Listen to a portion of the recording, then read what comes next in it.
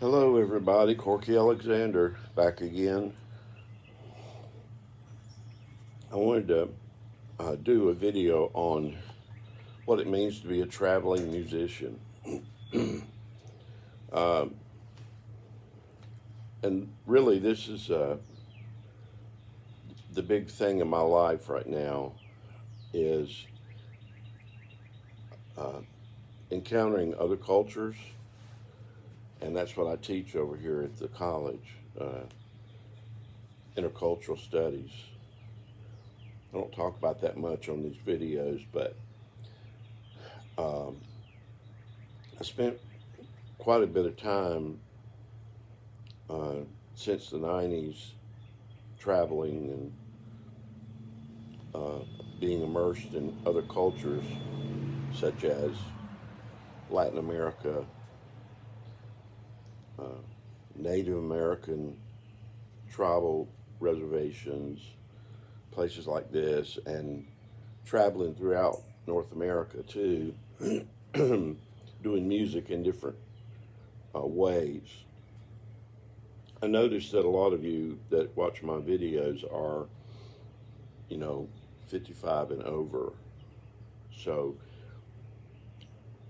I want to try to help you to capture uh, your your music in your life in a way that'll be more than just you, porch picking. Uh, I want to. So the term traveling musician or traveling minstrel is an old term, and the Woody Guthries and the Bob Dylans and um, all those buskers in Europe on the street playing for tips and things like that is a particular stereotype, and I think it's a good one uh, because it puts music in its place. Music has become such a product in the United States and in other developed countries that I think it has lost its contribution to the general public and makes it only accessible to those who either have um, wealth or those who have the technology. It's music is really created uh, to be shared with others. I know that's a real simple idea, and you'd say, duh, but I would say that it's becoming more and more privatized as we get into this um, digital age. So, first of all, I want to say that a traveling musician is not necessarily a singer. Um, Most everybody who takes up the guitar or maybe learns piano probably is thinking, well, I need to sing and accompany myself because it's somewhat simpler or easier to accompany a vocalist on an instrument than it is for the instrument to play solo, with all the chords and the notes and the melody at the same time. It takes quite a bit of effort to learn how to play an instrument where you're capturing the melody, the chords, and the bass line and all that in the song, just you. So, but you need to be headed in that direction. Uh, my dad asked me early on uh, when I started playing the guitar, can you play a song? Because so many of the young guys in the rock and roll world and all spent most of their time uh, strumming and or playing guitar licks. It's kind of what the product of music that was coming out at that time was focusing on. Um, to be able to be a musician, now school bands, they were teaching you how to be one instrument in an orchestra or one instrument in a band, and you would play, you know, counterpoints and melodies uh, so that the band is a unit.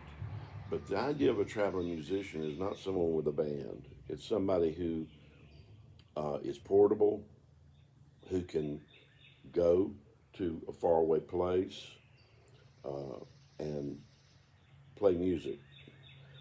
And it's not necessarily a singer. I'm not a good singer.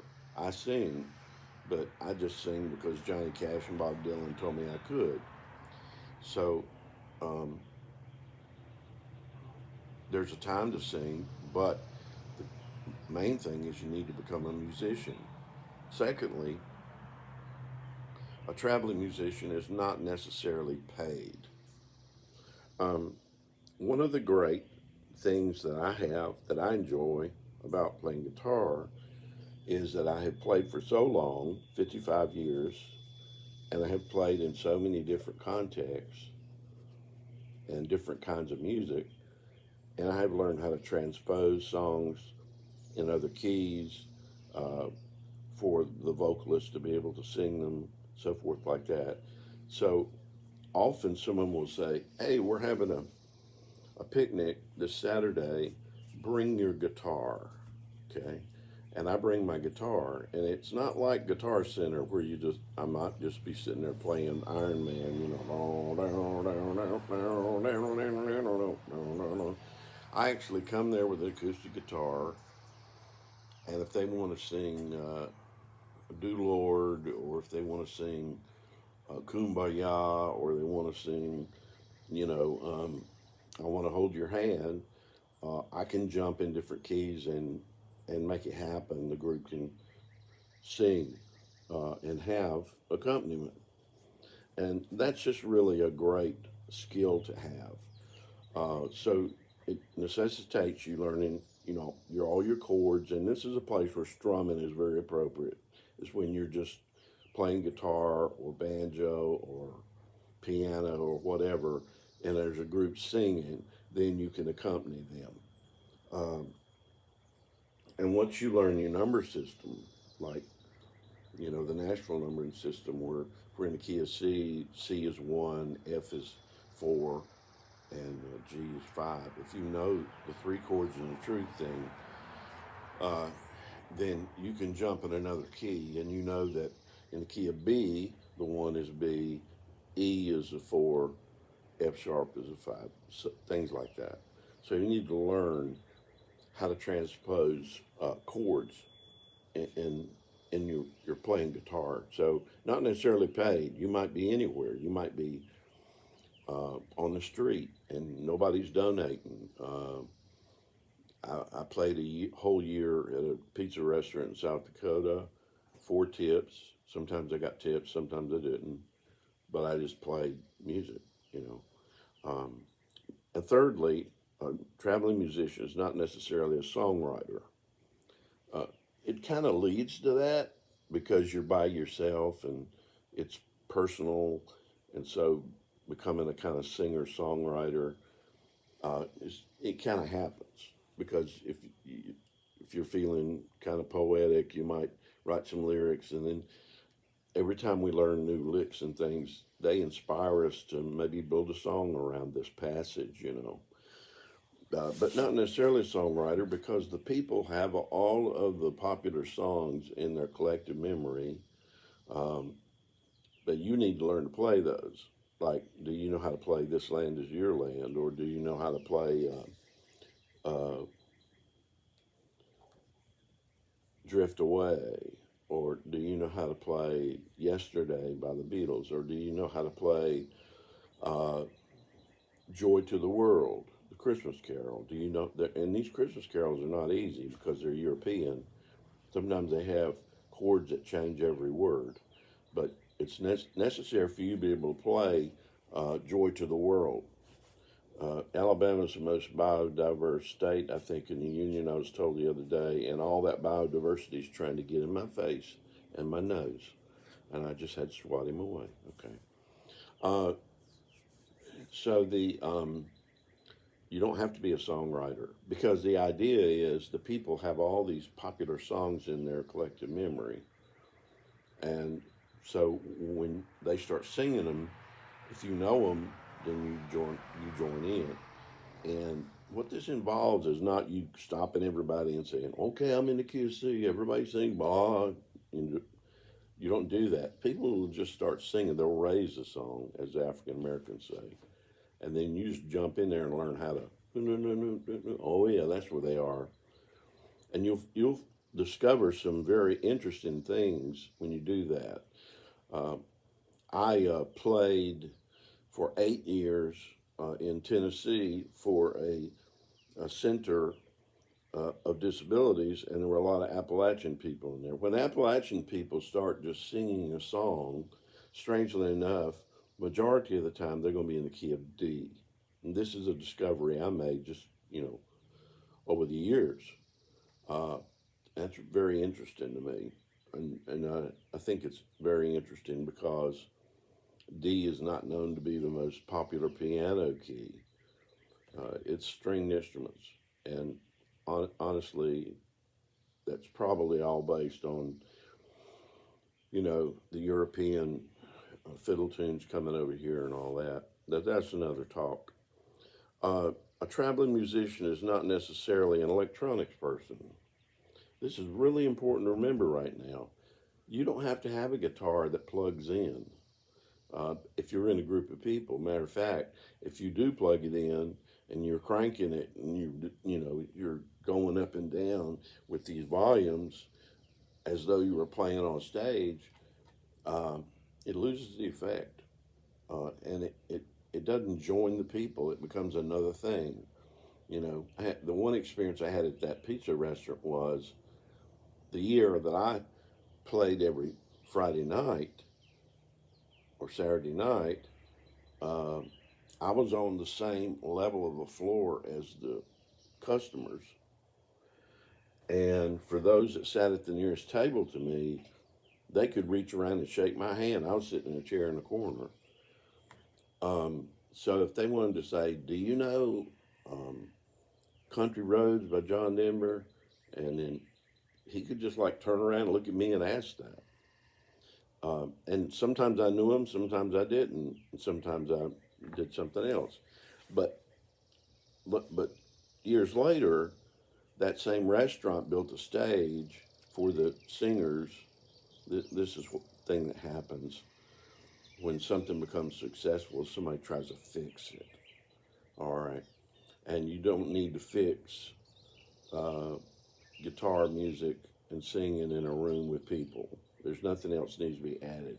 If you, so so when I went back to play there, they had me up on a platform with microphones and a sound system, and there was this gap between me and the people.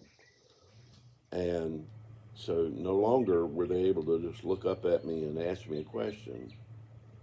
Uh, I don't like that distance, and it's something that people assume because of popular music that you would want to do that, and I don't need to do that. I want to be where they are. I mean, there's a time for a concert, right? And produce music being shared with the public. I know that, and you're going to do that naturally because that's uh, your presupposition. But I'm introducing a new idea. Um, in electronics, I'm horrible at electronics. When I fix something, I always break something else. And so, too many wires, and then you got to haul all that. How are you going to do that? Um, as a matter of fact, um, some of my best music experiences in other cultures, other countries, I didn't even take a guitar with me. Like if you've been playing guitar a while, you can pick up somebody else's guitar. They can loan you theirs.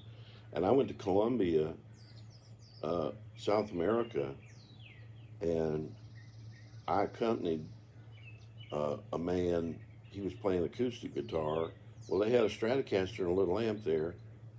I just played it, and that was one of the greatest experiences of my life. Um, Another example of this is I'm going to India in January, Lord willing, and I'm gonna be there 3 weeks, I'm told. And I've been trained on the sitar for a year already, so I'll be playing sitar in India in Delhi. And I'm not taking any instruments. I might throw a guitar on the plane. in case I want to play some guitar while I'm over. But I promise you there'll be somebody there because we're doing a music festival, and there are going to be a lot of guitars around. And let somebody else do that. I just want the experience. Okay, so traveling musician is not necessarily packing, and that's the point I just made.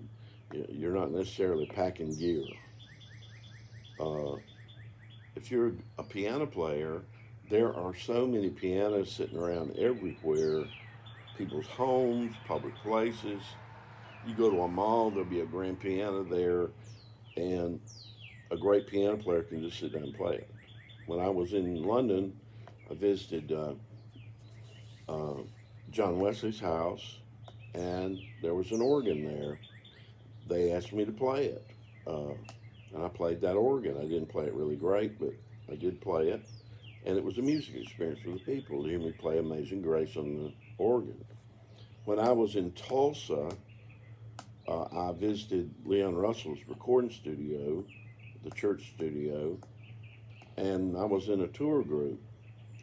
It was not a gig for me to go play, but when we got in the studio, there's a grand piano in there, and the tour guide, who happened to be the owner, asked me to play the piano. And I said, "Well, whose piano is it?" She said, "Oh, it's Dan Fogelberg's piano." So I got to play Dan Fogelberg's piano in Tulsa at Leon Russell Studio, and that's a stellar experience for me. I mean, it's nothing can replace that or substitute that. That's once in a lifetime thing.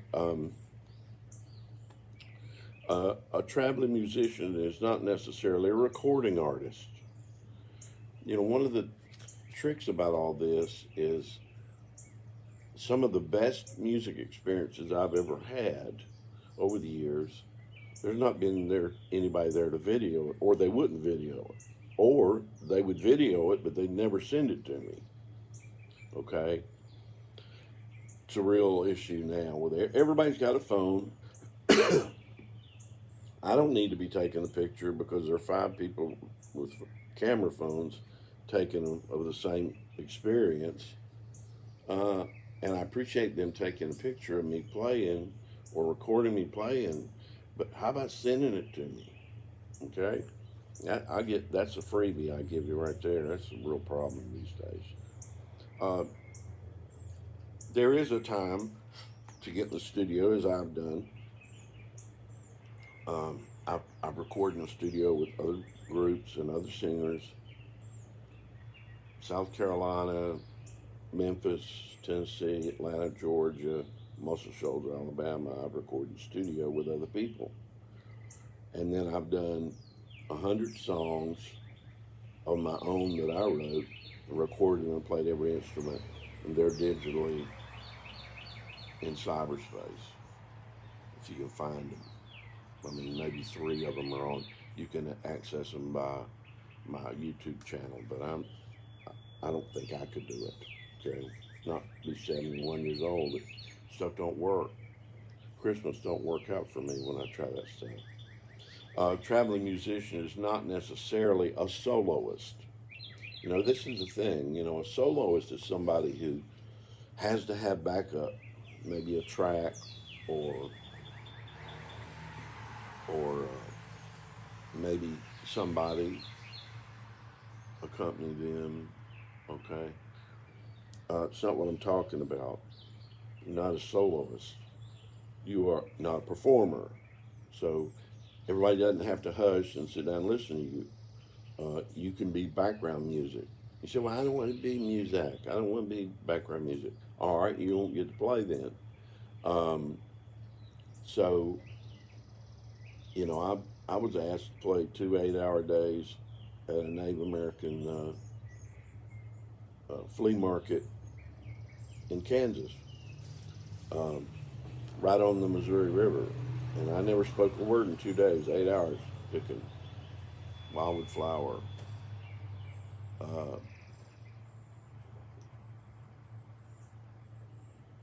Rolling and tumbling, Mr. Sandman, uh, If by Bread. Sound of Silence, Little Martha, Key to the Highway, um, Rumble, you know, Walk Don't Run. It's anything. Um, and there was no words spoken. 2 days, 16 hours. So you're not a soloist. But here's what you are, and this is a long video day, but it's okay, it won't hurt you. Um, a traveling musician is, number one, a traveler. So you got to go somewhere. So why are you going? Well, you might get a work trip somewhere, take your guitar, or borrow somebody's guitar while you're there. Play some music in somebody's house, or just play it in your motel room. You know, it was meaningful for me to just be in a hotel room on Broadway in Nashville, Tennessee, and just play guitar in my room. I was in Nashville. It was a Nashville gig. Even nobody there but me. Well, I did play on a riverboat, and I did play. Um, no, I didn't play on the riverboat, but I did play in the hotel for the computerized cow milking convention. There's your gig. How about that gig? So you got to have a broad vision, but you got to first of all learn to travel. Mark Twain says that travel is the enemy of prejudice. You'll learn things. You'll learn to love things. You'll eat food you never ate before. And you need to be getting out there and traveling. You say, well, I'm real old now. I just stay around the house. Yeah, well, do a road trip down the road. Go to a flea market. Go to a music festival. Uh, I was at a blues festival in Clarksville, Mississippi the other week, or the other month, and they asked me to play. Because if you do play, it's the word's going to get around that you do play. So, first of all, be a traveler. Secondly, be a musician. What is a musician? Somebody plays every day. Just play every day. Play on the couch. Play in the yard. Uh, Play at church. Play at the nursing home. Play wherever you get a chance, and be a musician. And so that's a happy life.